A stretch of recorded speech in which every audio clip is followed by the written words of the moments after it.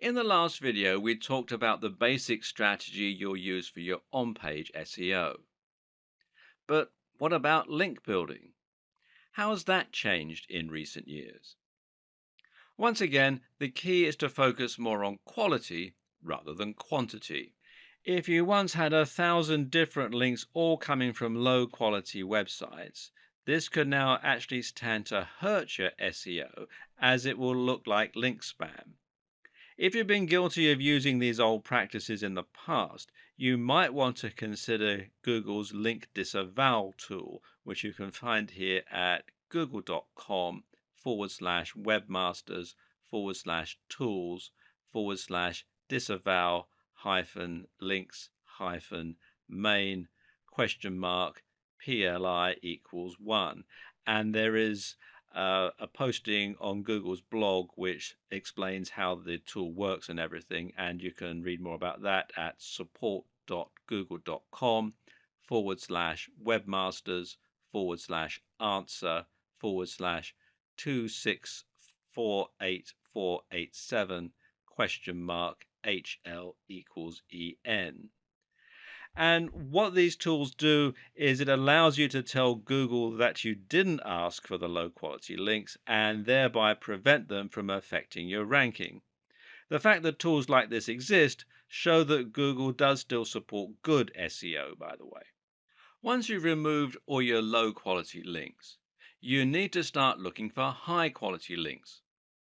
Which ones are those? Simple. They're the ones that follow all of the advice that we gave in the last video on on-page SEO.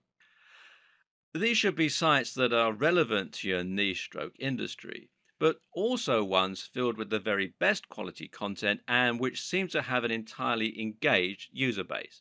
In other words, look for the very best sites in your niche. Make your site as good as theirs and then approach them for a link. The sites that Google will rank highest for a particular search term are the ones that appear the most relevant and that have the best content and the best design. At the same time, though, they will also be the ones that have the most trust. This means Google considers them an authoritative resource and expects the information on their site to be accurate and well written. This is something that sites like Moz have tried to quantify with terms like trust flow. However, there's no defined method of determining a site's trust, and instead we have to infer the best strategies for building trust, as usual. What we do know is there are some sites that Google trusts absolutely implicitly. These are sites like harvard.edu, BBC News, etc. And how does it know it can trust them?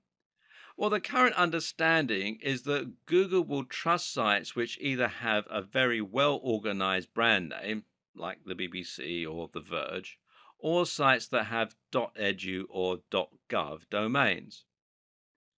So, how can the rest of us thrive? Well, simple. We try to get links that come from those highly trusted resources. If you were able to get a link from BBC News, for example, this would absolutely transform your success. You would find you got hundreds of thousands of visits to your site simply from people clicking on your link, and this would result in hundreds or even thousands of dollars in AdSense and sales overnight. Meanwhile, if the content that was linked to was good, thousands of these people would post your link and share it. And more importantly, Google would sit up and take notice that the BBC had linked to your site. A highly trusted authority is linking to your site, suggesting that your site is also a highly trusted authority. This will be worth more to you than a million links you bought, traded, or posted on link directories. If you can't get a link from the BBC, then where can you get a link from that will have a similar result? Unfortunately for many of us, it's nearly impossible to get a response from a massive site like the BBC, unless perhaps we have a newsworthy story and a useful contact. And so we're going to have to look elsewhere. A good place to start is with the Google News section of the SERPs. If you search for something like election results during an election, then you'll find that a few results are highlighted at the top of the page with an image and a snippet of text, as you can see here. Now, if you click here on the News tab, you can find more news and stories. Now, these news stories aren't manually curated, but are rather selected from sites that Google trusts. If a site is in Google News, then it's a pretty sure sign that that site has made it, especially in a competitive niche. And thus, it shows you exactly where you need to be getting your links from. If you can get links from any of these sites, then you're going to get almost the same boost as you would get from the BBC, although to a lesser degree. But how did these sites make it so big? Perhaps they got links from the BBC, in which case you're getting some of the benefit via their link to you. And the same thing would happen if they had a link from a site that had a link from the BBC. Try to think of this as a game of degrees of separation. You might struggle to get in touch with the very biggest authorities on the web, but if you can indirectly trace a link back to a big site, then you'll enjoy more love from Google the closer that relationship is. Chances are that you already know what the biggest sites in your niche are. These are the sites that are household names and that everyone goes to when they want information on your subject. Chances are they're also the same sites that end up in Google News. And because they're so big, they've probably got links coming in from other big sites. So, how do you get these big sites to answer you so that you can get some benefit from their links? And seeing as you're no longer allowed to buy links or do link swaps, how do you get them to link to you? Well, generally, the answer that most SEO experts recommend is using guest posts. A guest post is like a link swap, except that instead of swapping a link for a link, you're swapping free content for a link. Your job is to scope out sites that might be responsive to a message from you. Look at the type of content they publish and then write a post that's along the same lines. You then contact the site owner by email and show them your content, asking if they would like to publish it. The deal is that they can publish your post, but only if they include a link back to your site in exchange. They can do this by putting your link and bio in an author box, or they can do it by including your link naturally in the content of the article. By embedding the link this way, you make it look a lot more natural and you can send even stronger signals about the topic of your post. And remember that it's also highly important for the topics of sites linking to you to match the topic of your site. And this way, you're not only posting on a site you chose in your niche, but you're also filling it with a directly relevant post. This is a fantastic way to build links, but there are a few caveats. The first is that you still need to be careful. Matt Cutts, who used to work on Google Search, has made it clear that the overuse of guest posting can still lead to penalization. This is still a form of link manipulation. Likewise, you need to be careful about constantly using the same anchor text and generally being predictable. Mix it up. Finally, consider that it will still be hard to get an answer from top influencers in your niche. The solutions include making sure that your content and the site you're linking to are great quality so that the creator will be happy to be associated with them. Delivering real value in the guest post. Spending some time developing a relationship first, perhaps by sending some emails and maybe by leaving some comments on their blog. Starting relatively small and working your way up. Look for blogs that are just ahead of yours. Each time you succeed, your site will get bigger and you'll be able to approach a slightly bigger influencer next time. Use your existing contacts. Maybe you have a friend who owns a blog.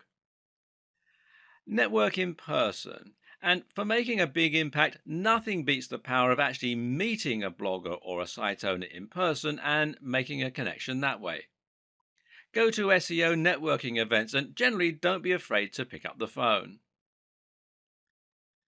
A key lesson to apply to pretty much every aspect of SEO is not to get carried away when you find ideas that work.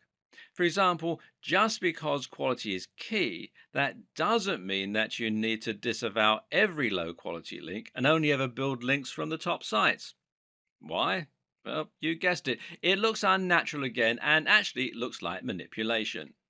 Take a look at sites like the BBC, and you'll see that they have a huge and highly diverse link profile. They'll have links from massive sites, but also tiny spam sites. When a site is truly successful, it'll lose control over all of its links, and this can be useful to make your links profile as diverse as possible. And one of the very best ways to do this is with link bait. Link bait is an article you've written specifically to try and get as many links to it as possible. How? One answer is to make your article a powerful resource, meaning that it will become a place for people to learn a particular subject matter. An example of this is the excellent guide to testosterone published on the art of manliness. This post goes much more in depth than many similar blogs on the same subject, and as a result, countless other articles have linked to it as a resource. Another option is to create a post that will somehow support a discussion. A good example of this is the post How to Win an Argument with a Nutritionist, which includes links to studies that disprove outdated notions about nutrition. The article is perfect link bait because people will regularly use it in online arguments to prove their point. Finally, one more very useful strategy for your backlink strategy is to perform backlink research for other sites.